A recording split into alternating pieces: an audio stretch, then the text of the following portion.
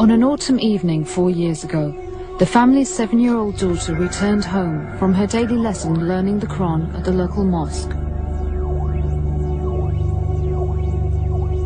When my daughter came home from the mosque, she went straight upstairs, washing her hands and crying.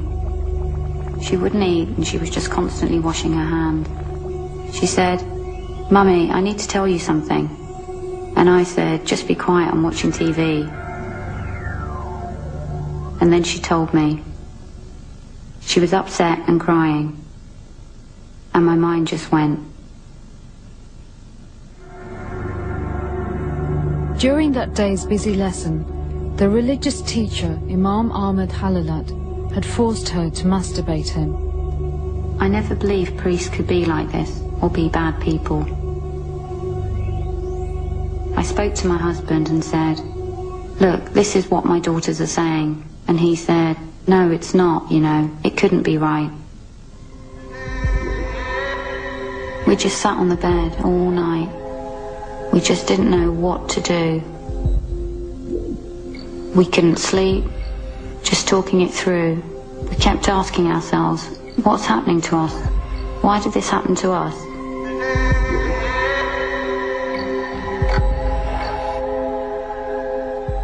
Later that day, certain their daughter couldn't be making her story up, they reported Ahmed Halalat to the police.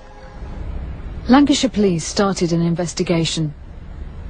After interviewing other parents and children, Ahmed Halalat was charged with 3 counts of indecent assault, including an assault on another child. He denied the allegations.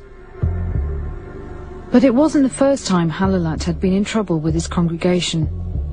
In 1992, he was accused of abusing a child at a mosque in London. When the family decided not to press charges, Halalat moved on to Preston. Subsequent employers at the Kent Street Mosque were probably not aware of his past. As the Preston investigation continued, the parents began to get visits from people associated with the mosque. They said the case would bring shame on the mosque and the local community.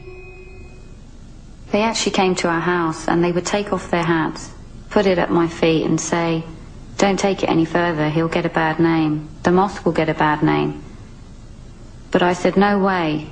After what he did, they expect us to keep quiet.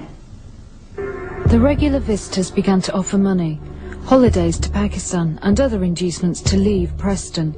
When they refused, the bribes turned to threats. When we used to walk along the streets, they would look at us as if we were the ones that did wrong, as if we're dirty or something, but we didn't do anything wrong. People spat at us when we went out. People spat at my daughter when she went to the shops.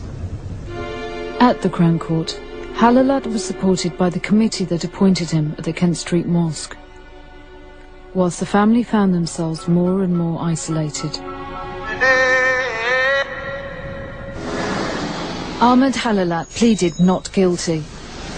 2 of the charges could not be proven due to lack of forensic evidence, but on the 3rd offence, traces of Halalat's semen had been found on the carpet in the mosque classroom. This was enough to convict him on one of 3 counts of indecent assault. He received a 6-month sentence and was placed on the sex offenders register. 4 years on, the family is still finding life in their hometown difficult.